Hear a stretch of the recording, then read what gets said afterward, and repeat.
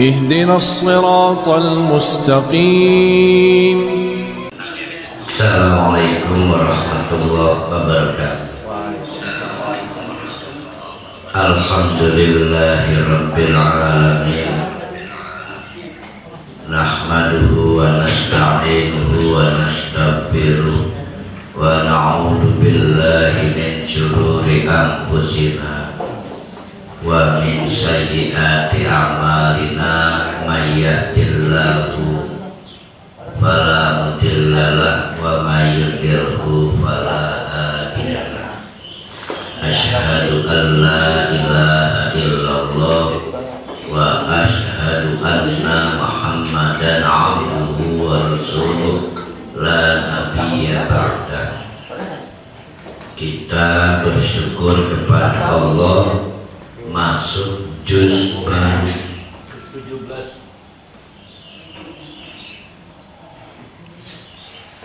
17 ya. Masuk juz baru yaitu juz 17 dan surah baru yaitu Al-Anbiya. Kenapa diberi nama Al-Anbiya atau para nabi? Al-Anbiya artinya para nabi.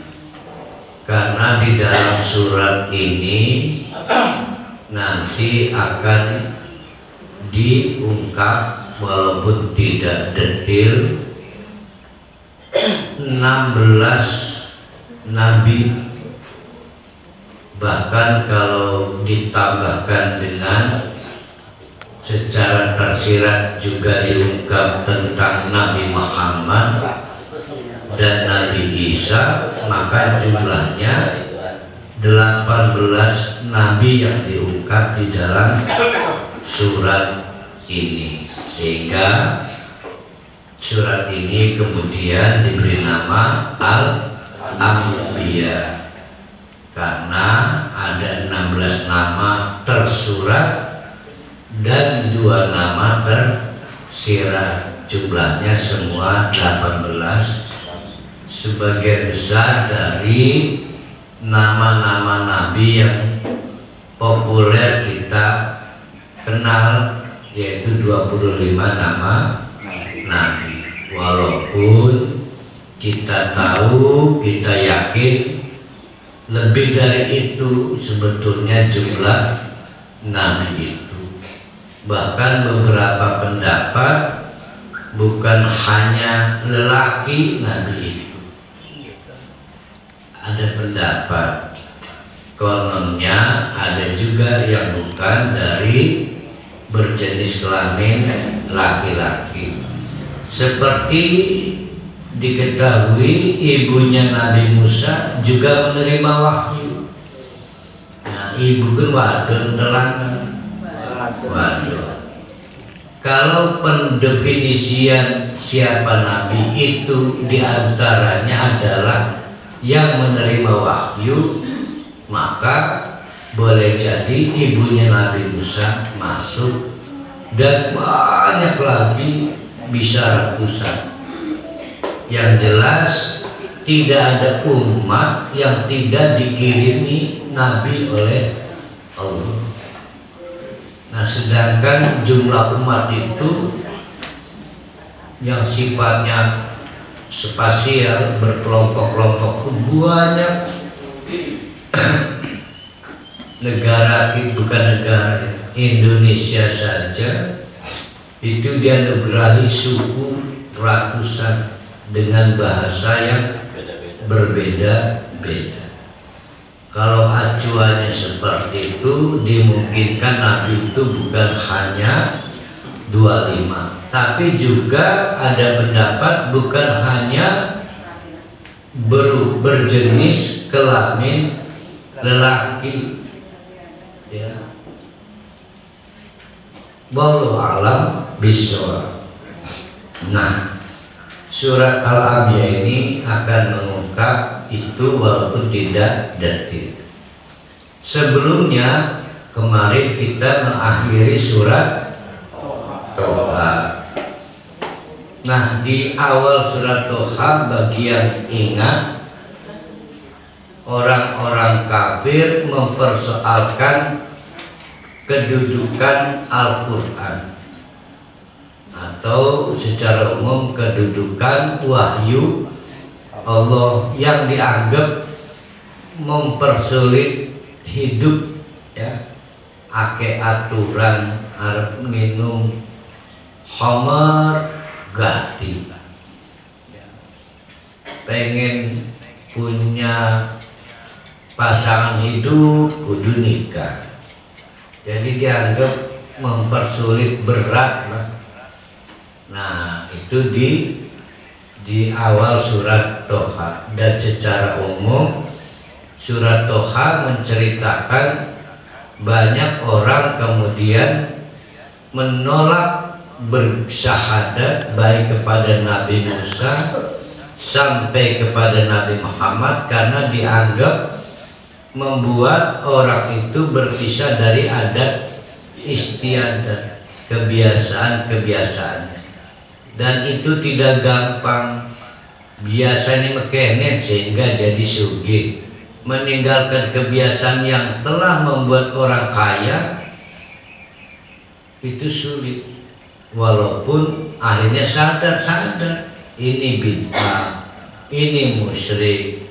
Nah, meninggalkan bid'ah, meninggalkan musyrik yang resikonya mungkin hilang kekayaannya itu sulit.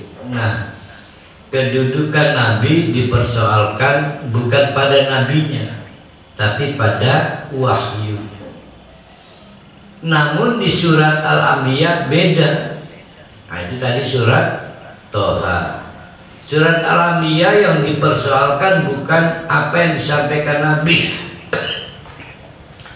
bukan berarti perhali iki roti ini entek ya. Iya. Tadi kan udah main terus. Iya, karena helm ini duhur. Genah patokan bukan sing ora apal. Pertanyaannya kelipe urang kini parkir. Nah, tadi kan Ustaznya udah jalan, saya nggak mau. Oh, Ustaz. karena itu merubah adat. Bid'ah. Nah, itu burohaya kadang ngarin parkirin kono. Biasanya kan parohali di sebelah kiri, burohaya sebelah tengah parkir itu. Iya, tapukan rupanya. Apa tuh? Bu Neng Yatiana mah selalu di situ. Itu konsisten istiqomah. Apa ke urusan di parohali dan burohaya sepakat? Nggak ada masalah apa-apa, hanya kebetulan parkir. Kebetulannya selalu sama itu.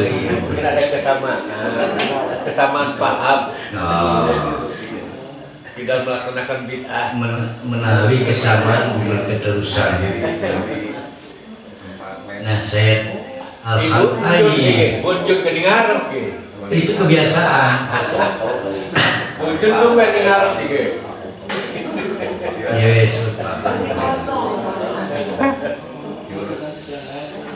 Nah, saya teruskan.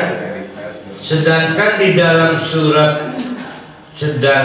di dalam surat Al-Anbiya yang dipersoalkan orang kafir itu the messengernya, berarti siapa yang menyampaikan, siapa, yaitu Nabi the messengernya, jadi profilnya, sehingga timbul tuduhan urus spiral Nabi kuat uang biasa, karena memang maunya orang itu kalau pengen didengar apa yang disampaikan itu kudu memukau, ada aspek-aspek memukaunya, bisa dari pertunjukan, iya mal dalam rangka apa itu malah laler, lah nyatanya dulu pernah sih ngegal buah nih. Dia benar. Rambutan Yang saya ingat itu Bu Neliati Enda, namanya matang. Bu Rohaya Bowolu masih di rumah matang. Itu buah. Lah iya sih gimana? Gali lalerian. Bukan khawatir ada kayak kemarin tidak ketangguhan anak bangke lah ya. Sekarang ini banyak kucing mati nggak pakai pengumuman. Di perumahan saya juga banyak. Saya lagi curiga apakah dia rebutan rantai makanan dengan biro. Kalah kan kucing ini kalah dengan biro. Sementara rumah-rumah sudah mulai memasang larangan masuk dalam rumah. Jadi kucing-kucing paling mati. Lah ngeblek kena mati neruwarak serakut yang sorgot mana. Jadi itu mati pun yang mudah diketahui sih tempat. Ya yang mengijik kucing kan kon.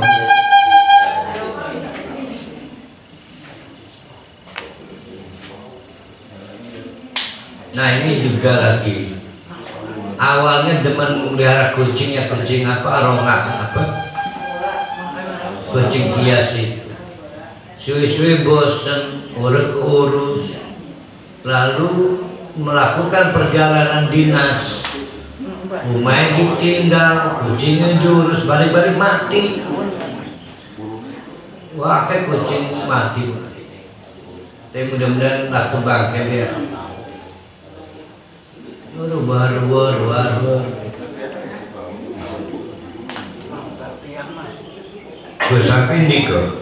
Maka yang dipersoalkan adalah the messenger-nya, yaitu profil yang menyampaikan wahyu, yaitu Nabi sampai Nabi Muhammad juga dipersoalkan karena Nabi Muhammad dianggap nggak ada keistimewaan yang diharapkan.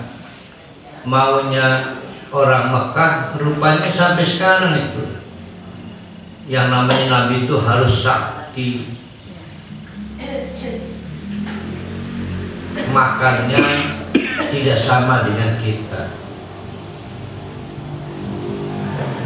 Nah yang bisa begitu itu di otak mereka malaikat. Nah maka Nabi Muhammad juga diopinikan tidak ada alasan untuk bergabung dengan Nabi Muhammad karena Nabi Muhammad biasa-biasa aja. Nah rupanya ditangkap oleh mubalik sekarang supaya memikat jamaah, maka entertain dibuat bajunya ada LED-nya kan ngurung.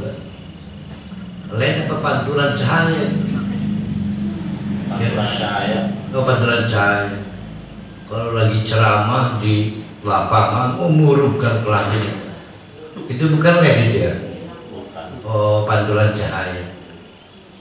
Jadi rupanya beberapa mubalik pengen merebut hati jamaah dengan cara-cara umum. Tapi memang dulu Nabi Muhammad itu ditolak karena dianggap tidak punya faktor-faktor yang memukau. Sampai akhirnya meningkat lagi eskalasi,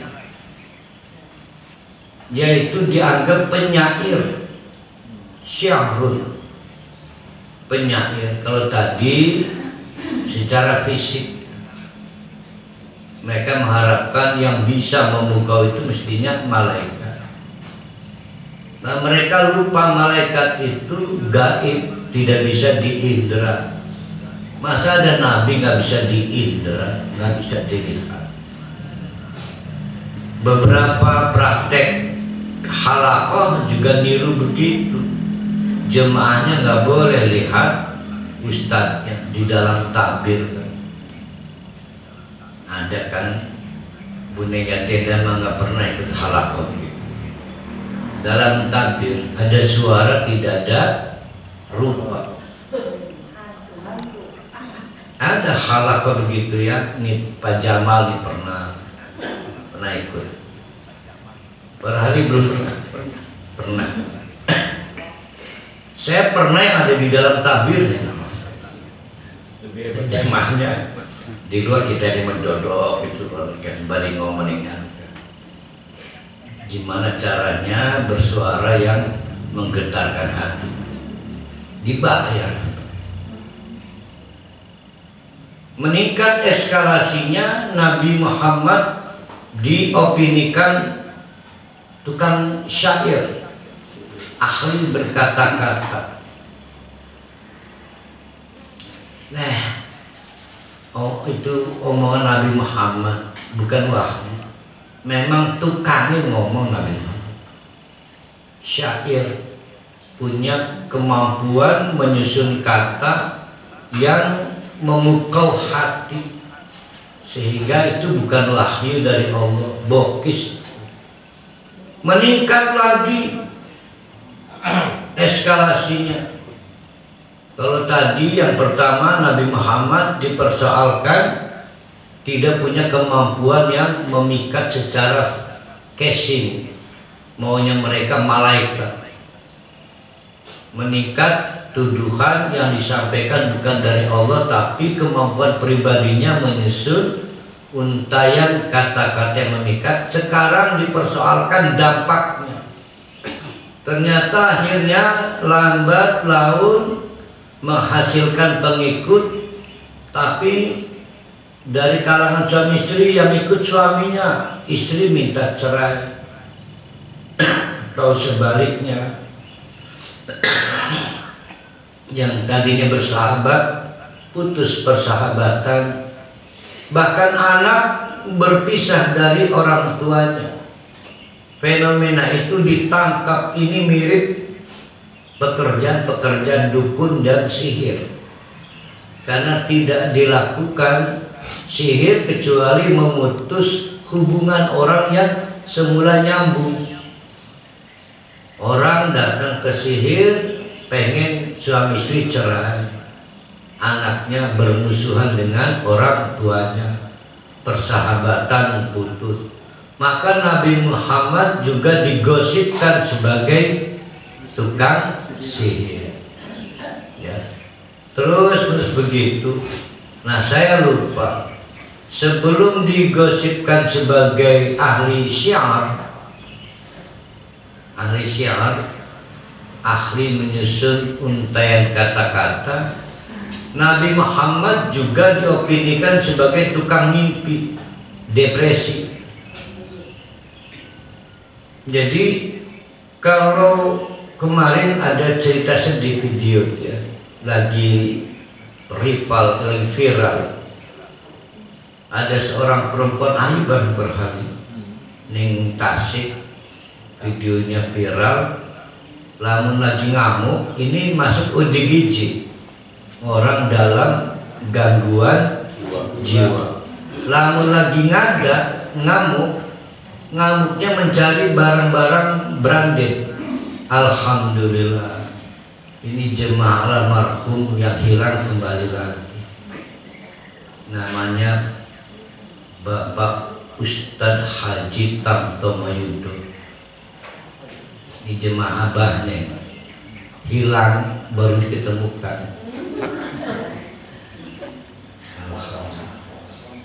Ini mah asli jemaah abahnya. Semenjak muda mengaji pada abah dan belum tua-tua. Apal pernah? Ya, apal gitu. Ayo gak pada bertuangin. Pokoknya kelompok tuir apa? Itu masih muda, belum. Ya, yang tua mau perhali, yang muda di belakang. Saya lupa. Jadi sebelum Nabi diopinikan sebagai tukang syiar, Nabi Muhammad juga dianggap depresi. Nah mirip cerita kemarin yang di video. Ini perempuan ini obsesif di video viral, pengennya tas branding, dompet branding, sehingga kalau lagi kumat ODGJ-nya maka memaksa pada orang sehat di sekitarnya minta diberikan tas branded. Baru merek tas branded itu berapa? Enggak tahu. Dua ini tas apa berapa? Baru merek, lebih merek. Ada mereknya malah. Hermes ya apa? Hermes. Harness. Itu mah paling Indomaret tas Alfamart. Tuku pun sikit. Beli bar. Plastik kan? Oh plastik kan. Nah sayang Pak Madun gak hadir ya. Tadinya mau ngaji. Pak Madun itu produsen tas ya. Nah, petir. Ketua RW 03 Kaujo mau ngaji. Nah Pak Madun gak pakai branded tasnya. Enggak. Tas petir ya? Ya Pak Haji Madun ya. Enggak, belum Abdul Haji itu masih petir. Nah Kiki mampu apa mana Kiki? Gosong ya? Alhamdulillah. Duduk bebatang dulu. Nah, karena obsesi munculnya dua. Satu mimpi, bisa yang kedua ya kayak ODGJ itu. Nah Nabi dianggap tukang mimpi karena obsesi. Wah itu ngehina. Jadi rupanya diopinikan Nabi itu pengen jadi tokoh sampai ke bawah mimpi.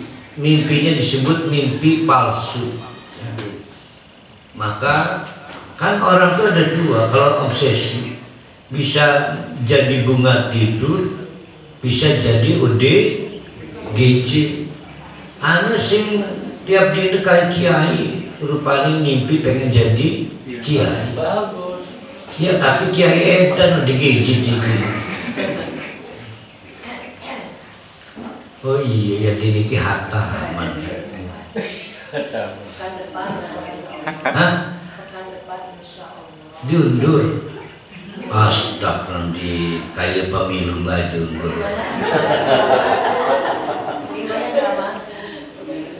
Ya Allah, ya udah pada itu DP hataman pantesan Rabi kita orang itu berangkat. Baru saya udah ada bocoran. Rabi kita masih semangat berangkat lamun hataman. Nah kalau Rabi kita punya. Nah itu perbedaan surat Toha dan surat Al-Anbiya. Apapun yang dipersoalkan, apakah kontennya, message-nya atau nabinya, messengernya, tetap saja mereka kafir. Padahal kekafiran itu berhadapan dengan waktu. Kekafiran selalu berhadapan dengan waktu. Pak Farid mau ke Cilegon, berangkat dari Serang Hijau sampai taman, semakin mendekat itu Cilegon. Begitu nyampe Keramat sudah semakin mendekat lagi. Itu Cilegon nggak pernah bergerak mendekat Pak Farid. Tapi kematian oleh Allah disebut makhluk. Jadi aktif bergerak. Jadi kematian itu oleh Allah disebut makhluk aktif bergerak. Jadi kematian itu bukan hanya kita dekati, tapi juga mendekati kita. Memang tidak pernah dijelaskan siapa paling cepat mendekat titik pertemuan. Yang jelas kematian itu bukan barang mati diam. Tapi seperti tadi Pak Faris mau ke Cilegon, semakin sedang semakin parah. Itu barang diam, kematian itu barang bergerak. Maka menyibukkan diri mempersoalkan siapa nabi, apa madhab kamu, kehabisan waktu, kehabisan waktu. Masih sibuk mempersoalkan Muhammadiyah, NU, itu grup Anies apa Mahfud, habis waktu. Karena waktu mendekat terus. Jadi kematian itu diterangkan oleh Allah barang hidup, barang yang mendekati kita. Nah, surat Al-Anbiya akan mengingatkan itu kepada kita. Ada 130 biar sikini bengen bisa 35 bengen. Tuh udah berkurang sekarang. Sama amat. 112 ayat. Mari kita dengan izin Allah kaji ayat-ayat kita surat Al-Anbiya. Tadi mau saya buat sedikit ya karena menghormati hataman. Ini banyak sekali. Yundur hataman. Ya udah nggak apa-apa lah.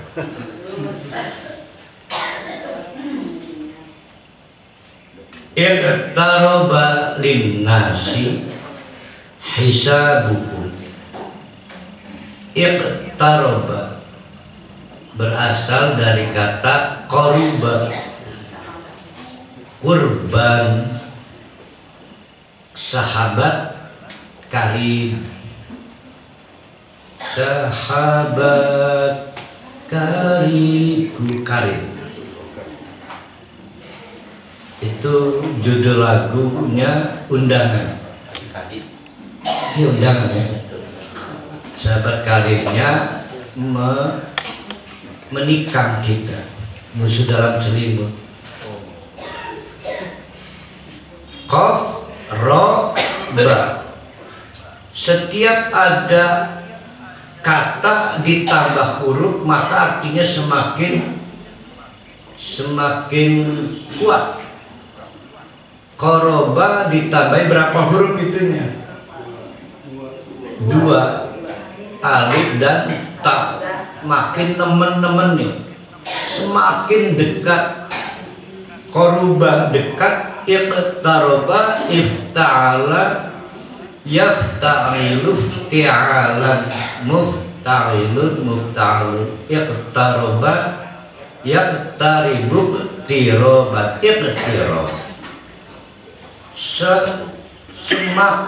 Semakin dekat, namun bersifat lazim sehingga mendekat terus. Iqtaroba semakin mendekat terus. Linnasi kepada manusia apa? Hisabuhu, hisab mereka. Kapan hisab itu?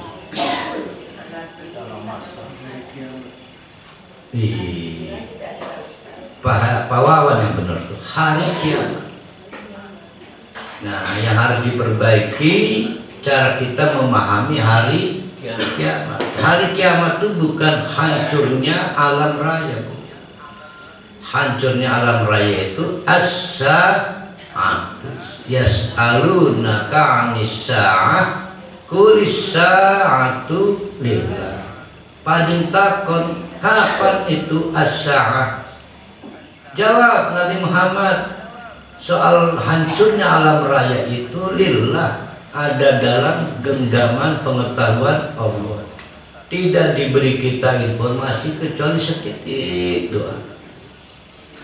Sehingga pengetahuan tentang alam raya hancur bukan pengetahuan penelitian, tapi pengetahuan yang diberi oleh Allah, bukan hasil kajian.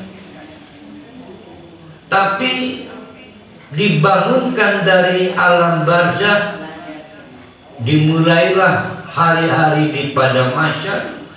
Orang berdiri dalam waktu yang sangat panjang, tulul qiyam, panjang waktu berdiri, maka disebut kiamat.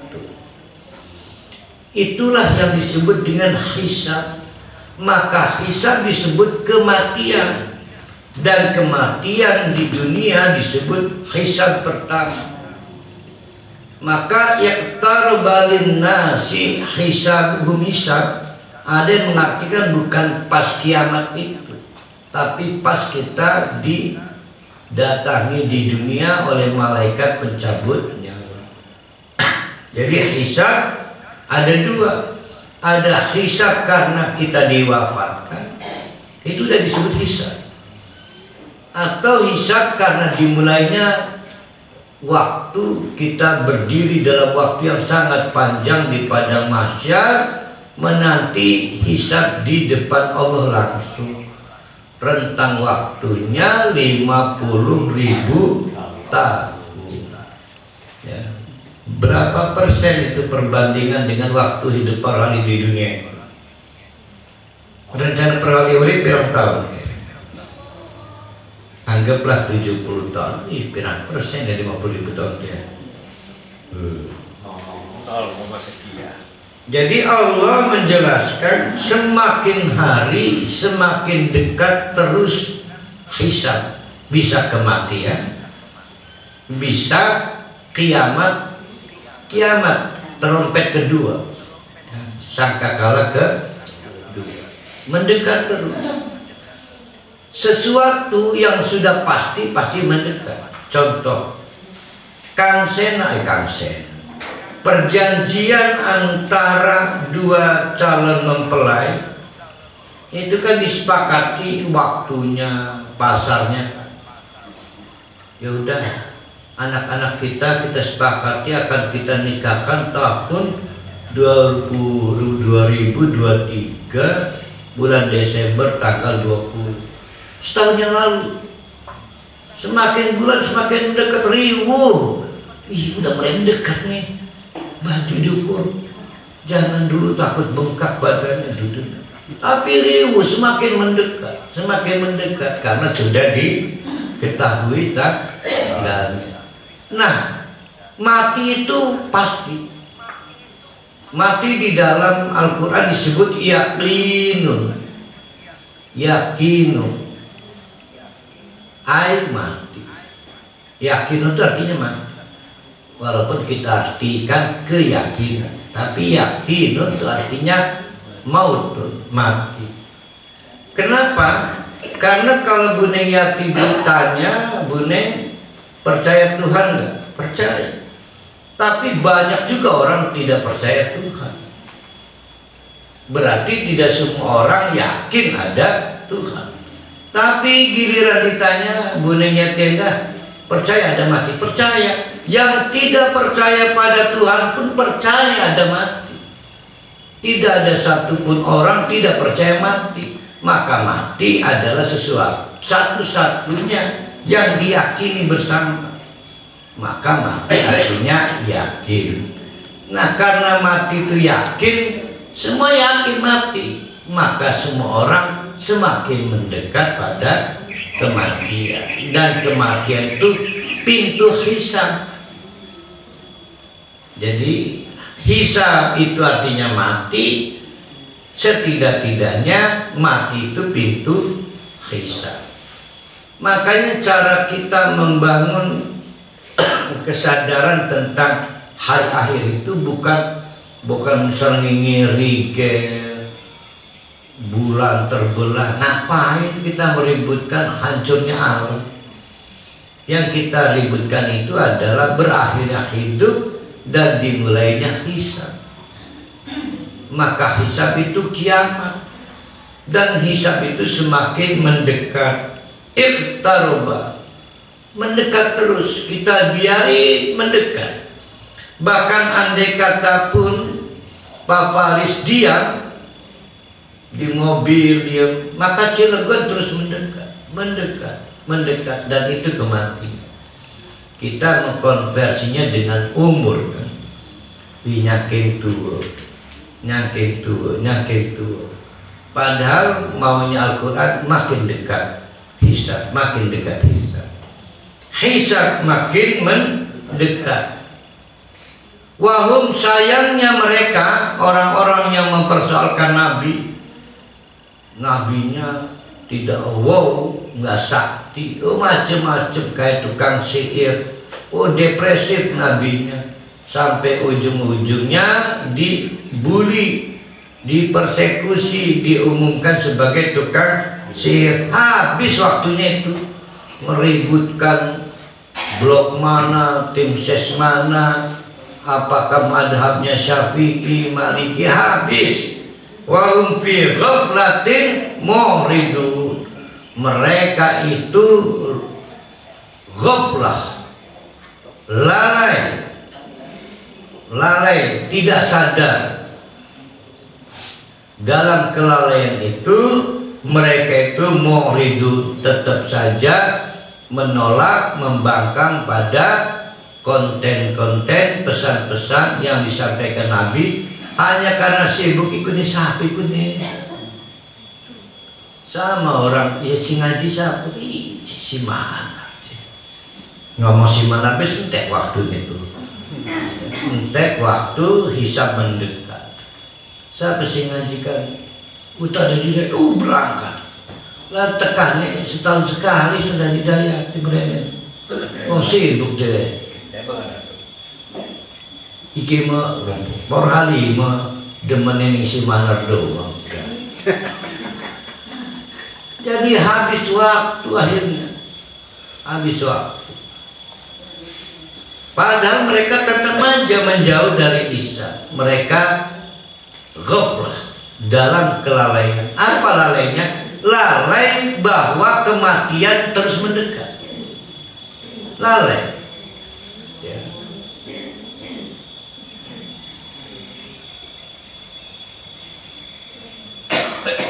Ma yatihim min zikrin, apapun yang datang kepada mereka,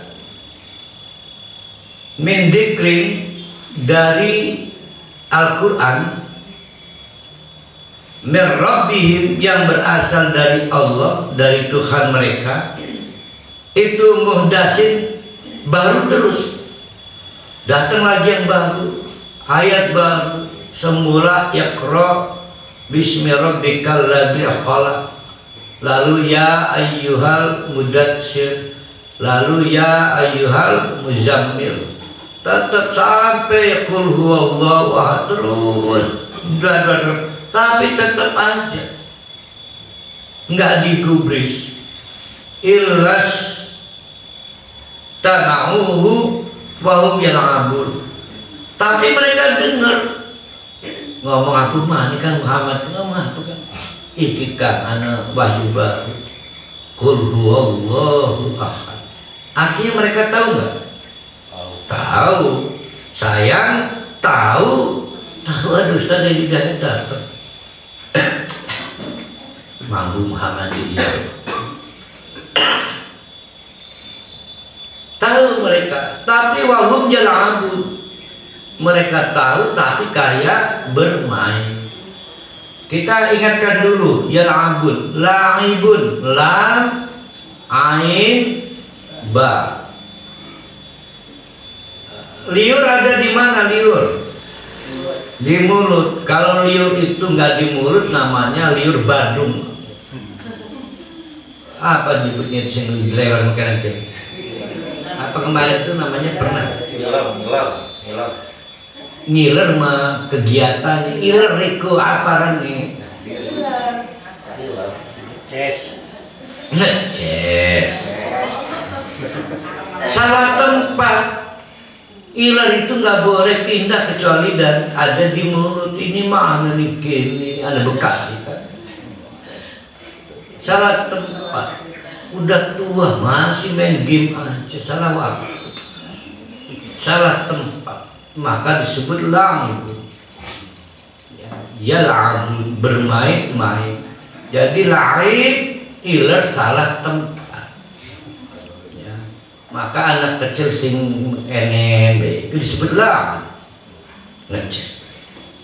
Oleh Allah dianggap kayak main-main karena tidak serius. Syaratnya dianggap tidak serius, mengelola waktunya tidak serius, dianggap bermain-main. Ya, ada juga ahli tafsir yang menganggap tidak serius itu bukan salah tempat, tapi karena sambilan mengharap dunia, itu disebut yal'abun juga. Nah itu kebanyakan kita Pak, sholat karena pengen makmur, infak pengen makmur, berdoa pengen sehat. Nggak ada yang sibuk ngurusi akhirat. Akhirat itu sambilan doang, maka disebut yal'abun juga. Tapi saya ingin mengembalikan secara semantik, yal'abun salah tempat, salah waktu. Waktunya udah mendekat, udah tua kita ini, masih sempat main game ning kampung medidisan, petangan, masih kebedak ya. Jadi semakin harus memperbanyak amal soleh. Kaur laku waktu ngaji. Iki sinetron mani. Masih sibuk ngasih food kepada dangdut akademi. Kalau saya masih muda, dia masih tua. Masih muda. Tapi saya mah kemarin aja yang Indonesia Neger masih ngirim food dukungan ke saya. Karena saya masih muda, yang udah tua ini. Masya Allah ya. Kauran. Kauran ya lah kauran. Benar, kauran. Karena kematian semakin mendekat. Yang menarik di sini, semua orang yang lalai sebetulnya tahu, punya pengetahuan, tahu tapi lalai. Jadi semua orang itu tahu tapi lalai. Suatu hari saya ditanya oleh seseorang berkaitan seseorang tidak amanah. Kang Ustaz, nagih apa tuh dia mengingatkan, tahu kok dia. Jadi mengingatkan itu dilakukan kepada orang yang belum tahu, udah tahu ngebiarin. Oh lupa sering primen ya, sering lupa. Lahiyatan kulubuhum, hampa lalai kulubuhum, hatinya. Pertanyaannya, lalai itu ada di otak apa di hati? Hati. Maka hati wadah lalai, bejananya lalai. Lahiyatan kulubuhum, walaupun di sini seolah-olah isim fa'il, hatinya lalai, tapi maksudnya lalai dalam bejana hati. Jadi kulub, hati itu tempatnya lalai. Yang lalai itu hatinya. Yang tadi diomong Bu Enjun itu lupa, itu otak. Hati mah tidak pernah lupa, tapi lalai. Nah, kapan hati itu lupa? Ketika setan datang. Maka kata Al-Quran, setan melupakannya. Setan membuat kita lupa, tapi hati itu lalai. Kalau lupa itu ingat tidak ingat. Ayo, siapa yang ingat kata ingat dalam diri lagu apa? Kuburan. Ingat kuburan. Arab grup ini kuburan. Para limur nggak ada ya. Lamun tampil cemong-cemongan. Kayak bokong. Iya kayak bokong. Bokong Bebokong kucing duduk jere satu bebokong cemong-cemong ya. Jadi prigel. Iya, bebokong siki mah Prigel. Asing jabat ini presiden. Iya. Bebokong. Sing pasti jere almarhum abah. Ada wong zina masih keluyuran tuh bebokong. Bambang Uri. Bebokong murid. Harus mati ya. Lamun anu hilafah hukum Islam kan harus dirajam. Harus mati lah. Udine mati itu masih kelayapan mimpin sidang segala. Itu Bambang Uri. Ngajar segala kampus-kampus. Bebokong jere abah.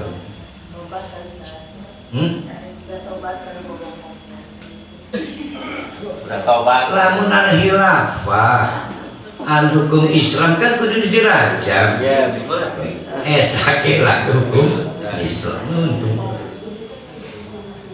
Lahiyatan qulubuhum, hatinya lalai. Hati ini wadah berkumpulnya lalai. Mestinya di dalam hati berkumpul kebenaran.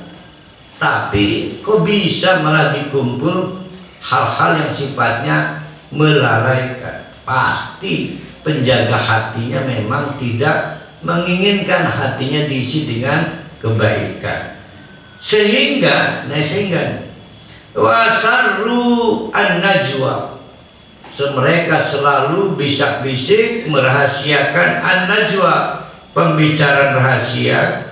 Siapa? Alladzina dolam, orang-orang yang dolim sudah mengotori hatinya dengan kelalaian. Apa bisik-bisiknya? Mau ngapain ikut Nabi Muhammad? Hal hada illa basyarum mislukum. Toh hada ini Nabi, berarti mungkin fotonya lagi dibicarakan. Hada illa basyarum mislukum, nggak ada faktor apa disebutnya pembedanya, nggak ada. Kayak kita bungsut lamun kepreset ngelih mana. Maunya mereka itu yang namanya Nabi itu nggak makan, nggak minum, kebal, sehingga di bayangan mereka yang begituan itu angel. Malaikat itu angel, angel, angel sing ganti-ganti, angel, malaikat bisa fly terbang. Ngegosip mereka, tapi rahasia itu artinya membentuk percakapan bawah tanah. Jangan ikut ngaji ke Nabi Muhammad, jangan. Nggak ada faktor ininya, faktor yang memukaunya lah. Nilai diferensiannya apa dengan kita enggak. Jadi yang dipersoalkan wahyunya atau messengernya nih? Messenger Nabi. Nah, sampai tahap hati-hati kan. Sekali saudara kamu diizinkan ikut ceramah di pengajian Muhammad, berani dia minta cerai itu kayak tukang sihir. Afatatu nasyahra. Nah itu kan, afatatu nasyahra wa antum tubsirun. Emang kamu mau mendatangi tukang sihir yang kamu tahu kok siapa dia, bukan siapa-siapa, ngelunjak mereka. Kata Allah, kamu sibuk mempersoalkan Nabi Muhammad, habis waktu loh, keburu mati sih, keburu mati. Iqtaraba linnasi hisabukum. Jadi Nabi dipersoalkan sudah dua perkara. Satu, secara personal tidak ada nilai diferensiasi, tidak ada faktor pembeda dari orang kebanyakan. Dilempar berdarah, bukan dalam duit ngutang-ngutang. Nabi nggak boleh gitu.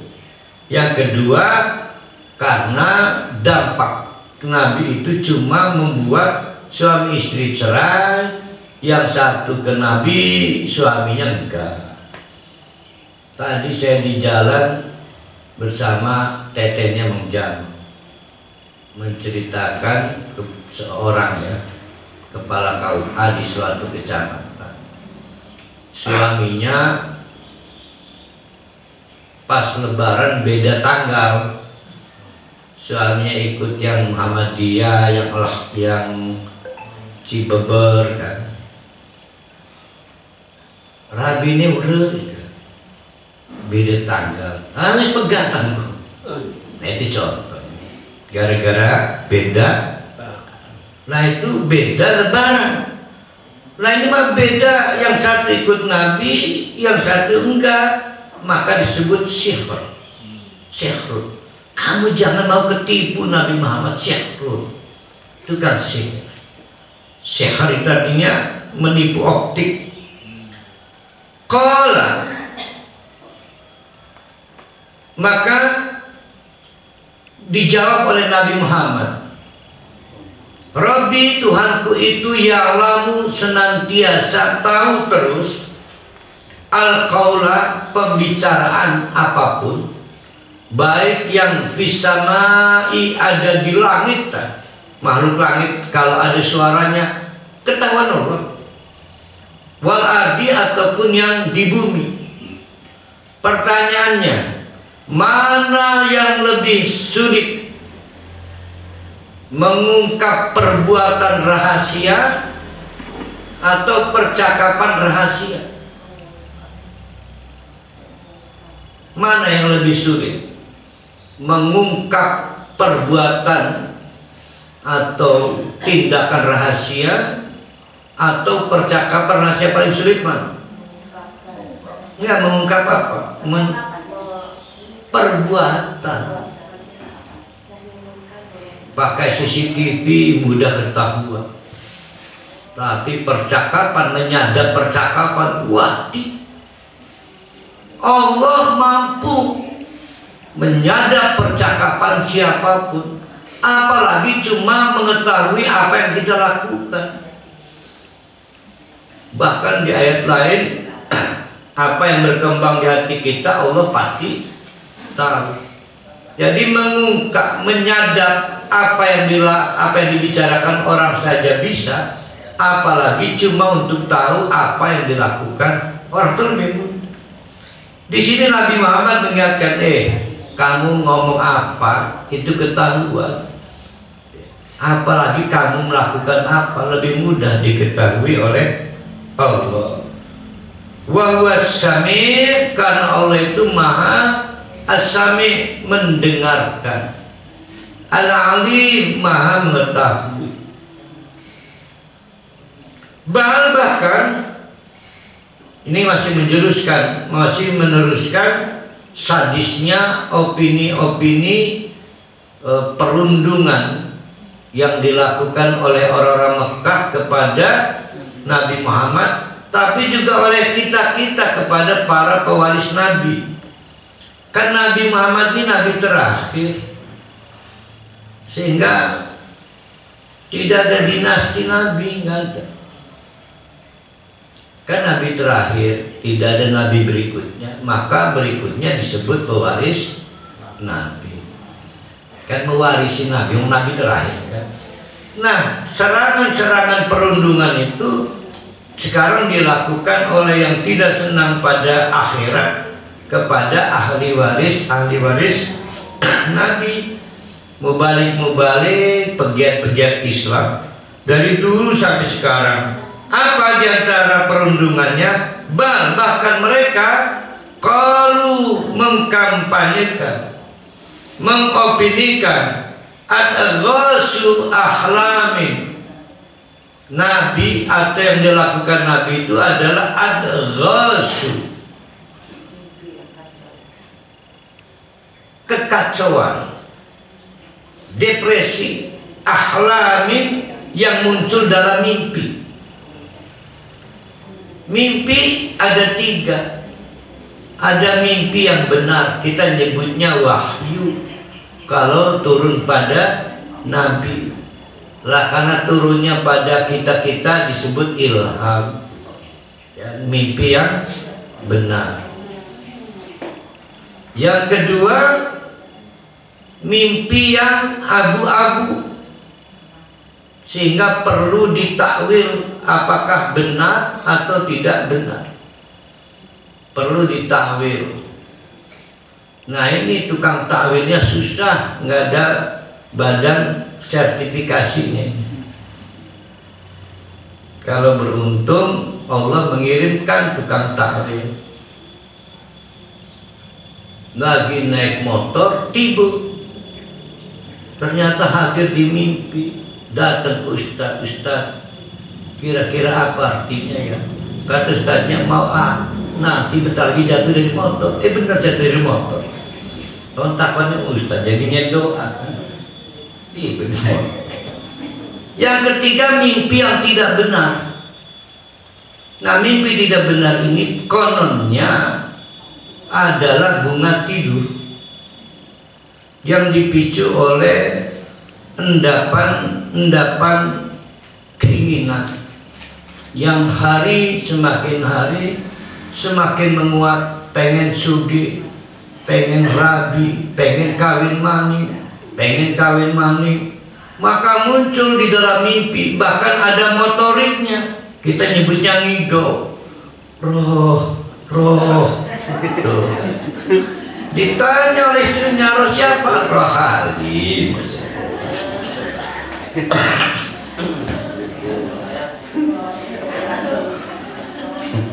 Sebaik cocokin dalam. Nah itu endapan mimpi, memory traces. Besok malam roh lagi. Sekarang di videokan, nggak bisa ngelak lagi Pak Rohani. Bukan rohani kan, pasti ada roh yang lain. Emang ada roh haya, roh yati. Tapi kalau misalnya mimpi kan mungkin rohani, pasti roh haya. Kira-kira siapa ya? Sedangkan yang ngimpi Pak Baris itu. Kira-kira siapa? Romlah gak mungkin, roh kan rom. Yang jelas nggak mungkin lah Pak Faris nyari burom lah, kailah burohayat tiba. Nah rupanya diam-diam Pak Faris melamun, muncul di mimpi, disebut dengan mimpi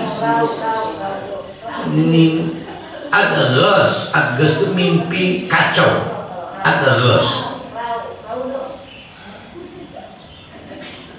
Oleh orang-orang Mekah yang tidak senang ajaran Islam, Nabi diopinikan pengen jadi tokoh. Nah rupanya Nabi Muhammad juga dikesanakan oleh Abu Jahal, Abu Lahab. Pantesan sampai ke bawah ke mimpi itu. Adghas ahlami. Itu mimpi kacau. Bohong dia. Oh semakin jahat. Yang pertama diopinikan sebagai ahli syair, kedua tukang sihir, bahkan yang pertama tidak punya faktor-faktor X, apa itu, yang memukau, tidak sakti, lalu diopinikan tukang syair, diopinikan tukang sihir, sekarang tukang lamun berarti. Oh lebih jahat lagi. Adghasu ahlami, mimpi yang kacau, kadang disebut mimpi palsu. Ya, jadi mimpi itu ada tiga. Ada mimpi yang hak, bisa berupa wahyu, bisa berupa ilham. Yang kedua mimpi yang perlu diperjelas dengan takwil. Dan yang ketiga adghas atau mimpi palsu, sering disebut mimpi kacau. Saya nyebutnya bunga tidur ya. Jadi ada berapa bunga itu akhirnya tuh? Ada bunga tidur, bunga bank, apa lagi? Nah ibu kita kok bunga ini disebut bunga desa. Oh benar diperebutkan, almarhum Abah itu si menantu. Ayu ibu bukan bunga desa. Ai bukan bunga desa, kembang desa. Mardes. Mawar desa. Mawar desa. Mardes. Mardes. Jadi kembang desa, ibu kan. Bangdes. Bangdes. Makanya ayu buraya agung ya. Sampai segitu dia masih ayu Pak Ustaz. Alhamdulillah itu orang ke-8.000 itu yang ngomong begitu. Begitu. Bapak juga kan saya kata Neng. Siapa sih ngomong gitu? Neng siapa ini? Tenang, kita persen, kita dua yang jorong sini. Bapak bukan Pak Ustaz, Bapak. Oh almarhum, orang ke-18.000 itu yang ngomong gitu. Jadi takut deh. Ini kok. Bukan Ustaz, bukan. Ya Allah. Bal iftarohu, bahkan iftarohu tukang rekayasa. Kalau tadi tuh apa mimpi kacau itu apa tadi istilahnya? Apa ya? Tukang halu ya? Enggak, kalau anak muda sekarang nyebutnya apa? Halu. Halu. Iya kan dulu mah belum ada medsos ya. Kalau halu apa halu? Halusinasi. Nah kalau ini iftarohu tukang rekayasa. Apa? Buzzer itu masuk tukang rekayasa enggak? Buzzer sekali. Wallahu alam lah, yang jelas Nabi dipersekusi seperti itu. Habis waktunya, kematian semakin mendekat, sibuk mempersoalkan siapa Nabi yang ujung-ujungnya sebetulnya tidak mau meninggalkan kebiasaan lama yang dianggap sebagai best praktisnya. Mereka merasa pernah kaya karena dari bid'ah itu. Mereka pernah hubungan suami istri harmonis dari cara beragama menurut adat istiadatnya. Nabi dianggap cuma akan merusak doang. Jadi meninggalkan best praktis itu setengah mati, ya, setengah mati. Dan ini persoalan dari Nabi sampai dipersekusi semacam itu. Tapi saya ingin mengingatkan pokok pangkalnya adalah Allah mengingatkan hati-hati. Kita bisa dilalaikan oleh perdebatan hanya karena suka tidak suka pada siapa yang menyampaikan di messengernya. Kalau surat sebelumnya Toha mempersoalkan konten, ini mempersoalkan siapa yang menyampaikan. Ya. Saya mah berharap bapak-bapak, ibu-ibu tidak taklid itu pada orang. Bedanya dengan kultus apa? Kultus itu biasanya habis Ramadan, ceramah pendek. Kultum. Oh itu kultum ya. Bal huwa syairun, oh muncul nih. Bahkan Nabi Muhammad itu cuma ahli kata-kata. Falyatina bi ayatin, tolong kalau kami ingin ikut kamu, hai Muhammad, buktikan kamu Nabi. Yang buktinya itu jangan satu yang kayak sihir, bukan kata-kata, bukan juga mimpi obsesi. Tolong ayatin. Kama ursilal awalun kayak bengen kah. Nah ini yang menarik nih. Emang mau bengen kayak apa?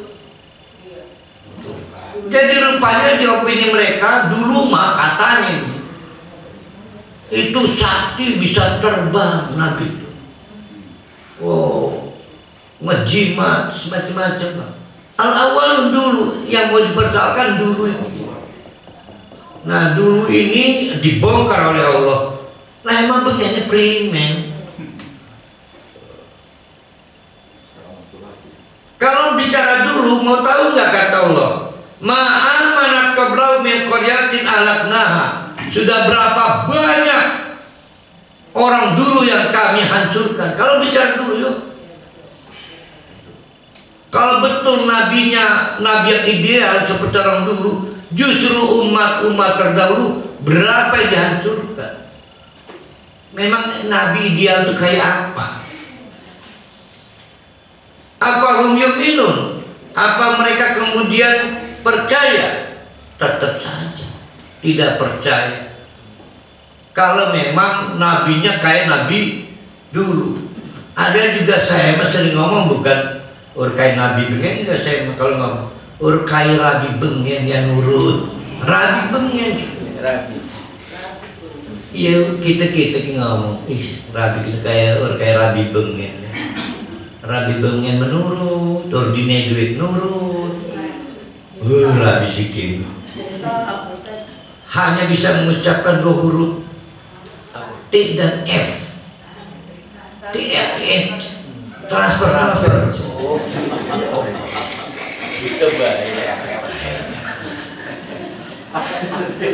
Seumah perhali seumah gimana? Aku transfer. Mak berarti perhali orang alami, alhamdulillah. Rabi siki pada di rumah tepa. Arab lu ngerapi nih, dan tinggal geser. Ya Allah. Berarti rapi modern pun. T dan F sih. Jadi siki menjar ngedeleng rabi ambung tangan. Rabi bagaimana ambung tangan karena lamus ambung tangan di persen kalau lakinya kan. Benges kan. Kemah dengan mama. Karena TF. Nah itu rabi bengen. Iki kita bicarakan ke rabi bengen, nabi bengen. Ya, nabi bengen. Wa ma arsalna qablaka, supaya kamu tahu yang disebut rabi bengen apa? Nabi dulu.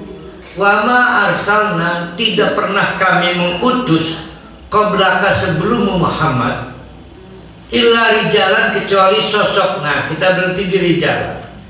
Perdebatannya panjang kali lebar. Nabi itu haruskah jenis kelaminnya lelaki? Karena rijalan. Kononnya beberapa perempuan istimewa dapat wahyu juga. Seperti dalam pengantar, ibunya Nabi Musa dapat wahyu.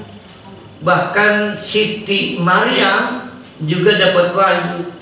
Sehingga ada juga pendapat Nabi yang banyak jumlahnya itu kan tidak semua kita apa.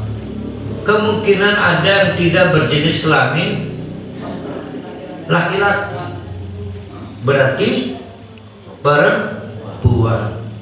Kalau pendefinisiannya Nabi adalah yang menerima wahyu. Ini mah pendapat ya. Namun perlu juga dijawab. Yang anu madu sih apa namanya, binatang anu madu tuh? Bukan. Tawon. Beda kalau kan pertanyaannya, apa binatang hewan sing anu madu? Tawon. Tapi kalau pertanyaan itu binatang yang memproduksi madu apa itu? Lebah jawabannya. Asli. Lawan tawon bahasa Jawa. Lawan lebah bahasa Indonesia. Kan pertanyaan saya tadi bahasa Jawa tadi, maka jawabannya tawon juga dapat wahyu dari Allah agar berkeliling. Bahkan diceritakan radiusnya kan kilometer mencari bunga apa namanya itu, lester ya, lester. Itu berjuta-juta satu tawon, lalu kembali, lalu melapor kepada ratunya yang wadon itu. Di satu tawon mencari jutaan, baru dia pulang. Dia nggak pernah pulang kalau belum penuh isi di dalam kantongnya. Nah, pekerjaan-pekerjaan yang dilakukan tawon dan lebah ini berdasarkan wahyu Allah dan wahyu juga. Apakah kita mau ngomong tawon juga nabi? Ya. Namun karena ini pendapat para ulama, kita hormati bahwa ulama, Nabi kononnya tidak hanya berjenis kelamin laki-laki, namun yang pasti kita hafal 25 ya. Belum nambah-nambah per hari. Belum. Baru 25, ratusan. Prinsip dasarnya beberapa. Satu, tidak disebut Nabi kalau tidak menerima wahyu. Dua, tidak pernah ada suatu kaum yang tidak dikirim Nabi oleh Allah. Jadi Nabi itu bertebaran prinsip. Nah, yang kedua, rijalan tidak diartikan sosok. Tadi artinya sosok. Rijalan memang lelaki. Ya. Male, bukan male. Male bukan male. Jadi lelaki. Jadi rijalan di sini dua arti. Satu, sosok. Kalau sosok berarti memungkinkan teori Nabi itu bisa lelaki, bisa juga berjenis kelamin perempuan. Yang perempuan saya belum tahu. Yang jelas Cut Nyakdin pernah nggak digosipkan Nabi? Enggak ya? Yang pasti ibunya Nabi Musa, Siti Maryam. Siapa main Nabi? Wali Songo pernah diopinikan Nabi? Wali Songo? Iya enggak. Itu mengaku Nabi, beda lagi. Itu mengaku Nabi di Eden. Bukan Nabi malah ya, malaikat ya. Nah, ini saya mau mengartikan rijalan itu lelaki, bukan sosok. Illa rijalan, kecuali lelaki, nuhi ilaihim, yang mereka kami berikan wahyu. Jadi salah besar kalau diopinikan Nabi harus punya aspek diferensia. Wow, tukang syair, bukan. Nabi itu orang yang dapat wahyu. Sampaikan Muhammad kepada mereka, fas'alu ala dzikri in kuntum la ta'lamu. Coba tanya pada ahli ilmu pengetahuan, intelektual, ilmuwan, ahli sejarah, kalau kamu memang belum tahu yang mana Nabi. Kan begini ceritanya nih. Ini kan Soyuno nih, si orang-orang ini yang di ayat 5. Muhammad, enak aja kamu ngaku-ngaku Nabi. Kama ursilal awal, Nabi bengen mah. Seolah-olah mereka tahu sejarah. Kata Allah, suruh mereka tanya para ahli-ahli kitab. Di Madinah banyak. Definisi Nabi itu apa? Tapi mereka ini sok tahu soal dulu. Paham gak artinya? Kebiasaan kita kalau dinasihati selalu saja ngomong, kami mengikut orang dulu, sok tahu kita ini. Sok tahu padahal cuma tedeng ali, hanya apa disebutnya? Alibi. Sok tanyakan pada orang tua kita. Saya mau cukuplah, orang tua dulu kami begini. Tanya pada ahli sejarah, emang betul orang tua kita begitu? Tanya. Ini makan selalu beralibi, ini orang tua. Ini hebat, ditantang oleh Allah. Mana itu tantangannya? Fas'alu ahla dzikri, tanya pada yang punya pengetahuan. In kuntum la ta'lamun, kamu sebetulnya belum tahu. Tapi kamu ngomong soal masa dulu. Wa ma ja'alnahum jasadan, kami juga tidak pernah mengangkat Nabi jasadan, yang jasadnya, fisiknya itu layak kuluna ta'am, tidak makan nasi.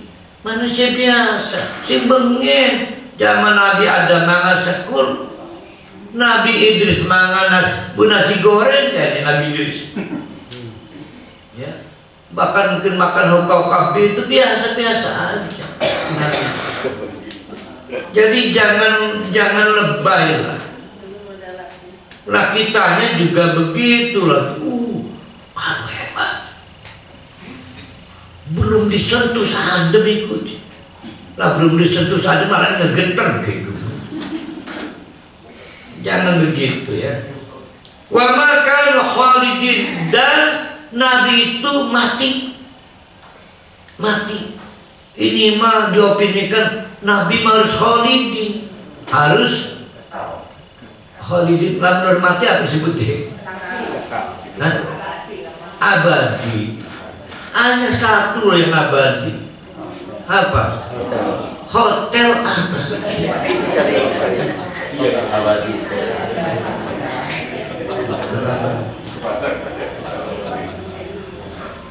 Hari ini para hari setelah sumur bor hotel apa? Setelah sumur bor sering maju hotel apa? Pinter, hikmah, pinter, depan pocis. Di hotel musim baik hotel apa? Yoi, Badir pernah nggak bawa wanda nakal. Depan pocis. Pinter Surabaya. Wong saya udah tobat gak lagi gitu. Nah sekarang sebelum Mama Randy, baru itu mah penginapan. dari dulu udah ada namanya, sekarang direhab. Sebelum Mama Randy apa?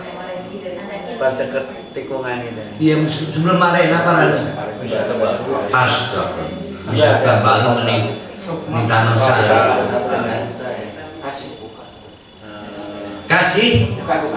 Kasih sayang beda lagi loh. Kalau penginapan kasih sayang Taman Sari.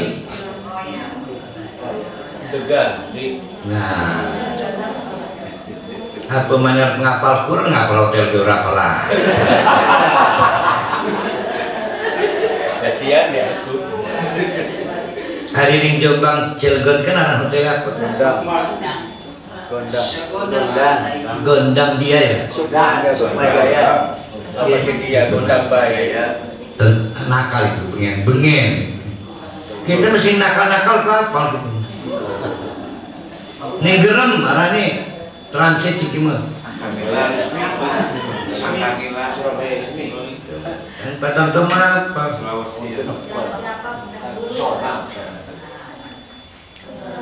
Khalidin, mati. Nabi itu mati. Khalidin, tidak abadi.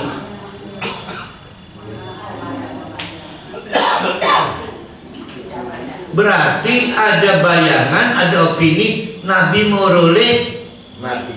bukannya mati, green, sakit, tidak boleh kalah, menangan, harus kebal.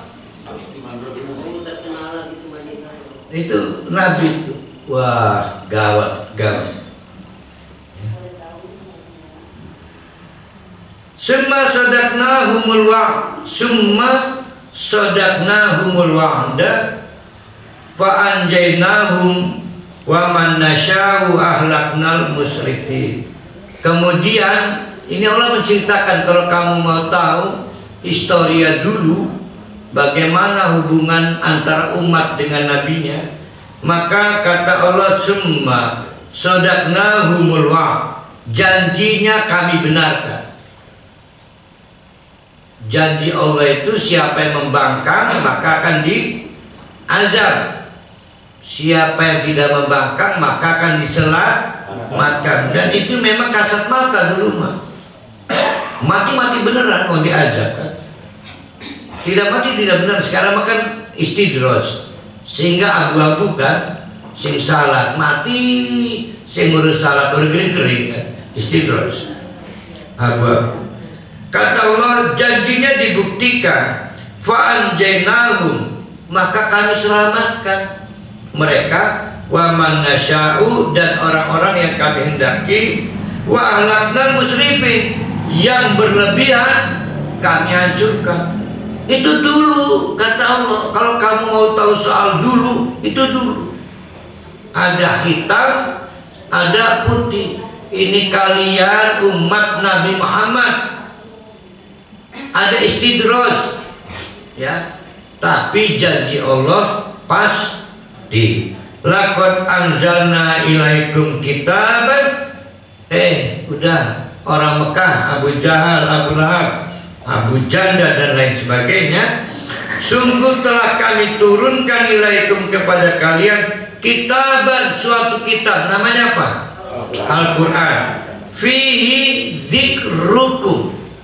Di dalam Al-Quran itu dzikrukum ada yang menyebut, mengeksplor, membicarakan tentang kalian.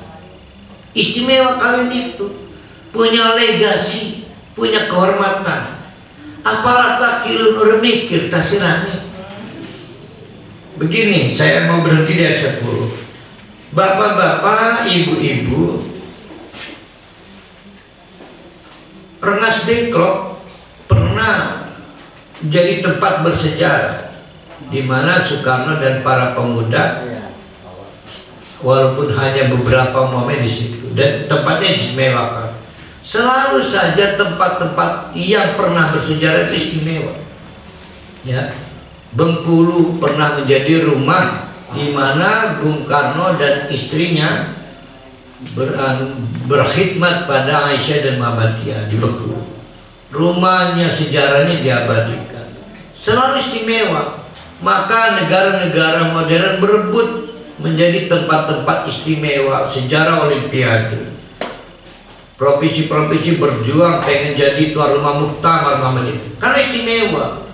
Nah, kata Nabi, kata Allah, kamu nggak nyadar Al-Quran diturunkan di sini loh. Kamu akan jadi tuan rumah hebat. Belum kan sih, malah sibuk mempersoalkan Al-Quran. Kalau kamu serius jadi tuan rumah Al-Quran, kamu akan jadi bangsa yang besar, umat yang besar. Ini kata Allah. Ya. Tapi itulah kadang-kadang antara pikiran jauh itu sulit diterima. Yang diterima adalah bengen mekene. Saya sudah punya mobil. Kata Allah, mungkin kamu nanti punya 10 mobil. Saya penting sikil satu mobil. Jadi selalu saja masalahnya seperti itu. Bayangkan oleh bapak-bapak, oleh ibu, kreditnya Nabi Muhammad. Kredit menghadapi penolakan-penolakan di Mekah seperti itu. Jadi terlepas dari rasa cinta kita pada Nabi, mari kita bayangkan susahnya perjuangan Nabi. Sulit benar. Sulit di tengah-tengah pragmatisme orang Mekah. Orang Mekah itu merasa sudah stabil secara ekonomi, sosial, politik dengan model-model keagamaan selama ini. Gak ada masalah agamanya. Nah, lalu dianggap oleh Nabi salah. Sementara kata Allah, kalian kalau bertele-tele menerima kenabian, debat terus, ikhtarob, kematian semakin mendekat. Pelajaran untuk kita, jangan menghabiskan waktu untuk berdebat hal-hal yang sebetulnya kita paham bahwa itu tuh nggak ada contohnya, udah tahu. Kalian sibuk cuma bicara soal takut kelompoknya kalah hancur, nah, seperti itu.